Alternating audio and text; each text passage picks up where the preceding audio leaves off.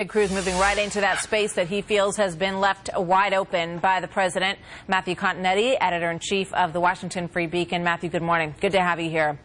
Thanks for having me, Martha. So what do you make about this back and forth with Ted Cruz and in terms of the president, his comments on global warming and how that's going to show everybody how united these world leaders are? Well, I think that's the type of comment that's going to help boost Senator Cruz as he continues to rise in the polls, in particular in a state like Iowa, which holds the first caucuses and where he's now in second, according to one recent poll, to Donald Trump. He kind of perfectly encapsulated, I think, the attitude of many Republicans and conservatives and even some right-leaning independents that currently the president is just not taking the threat seriously. Of course, that's not only the opinion of conservatives and Republicans. Some polls out this week showed that only a third of the American public, registered voters in general, think the president has a plan to defeat ISIS and are satisfied with the president's approach to terrorism. Yeah, I think a lot of people are scratching their heads when they hear the president's tone on this issue. And so much of it, I think, has to do with that. It's not the words themselves. It's the amount of, passion, the amount of understanding that the commander-in-chief has for what is the stress and tension that exists in the nation right now. Here's the president talking about the posture people should have right now.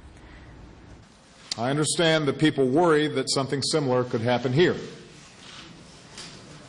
I want you to know that we will continue to do everything in our power to defend our nation. What do you make of that? Well, I don't think many voters take him seriously. And what they want to hear is exactly what you're saying, a question of tone. And in moments like this, what they're looking for is kind of a toughness. And I think that's what's benefiting on the Republican side, someone like Donald Trump. And on the Democratic side, it's benefiting Hillary Clinton to the extent that she has any real opponents. But she's projecting a kind of an aura of experience, and she gave that big speech last week to saying that she had something of a strategy.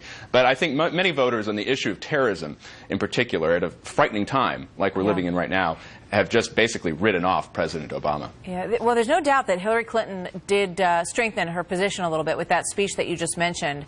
Let's take a look at this poll, which is interesting. It's ABC Washington Post. Who do you trust to handle terrorism? Against the top candidates, Hillary Clinton basically beats them all, Matthew. Right. And there's a question of experience there, I think, and when you broaden out and include independents and Democrats, that will certainly give her an advantage in the poll results. Here's my worry, though, if I were on Hillary Clinton's campaign, which is that when you look at past elections, the performance of a nominee is really linked to the incumbent they're trying to replace. And so when you consider that Hillary Clinton is basically running for Barack Obama's third term, and Barack Obama now only has a third of the public approving of his approach to terrorism, I don't think that's a good number for Hillary Clinton. So the polls for her, when it's her name, might look good right now, but on Election Day next year, she's going to be tied, whether she likes it or not, to this president.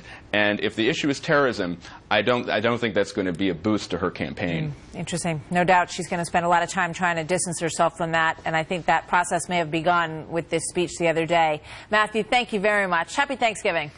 To you, too.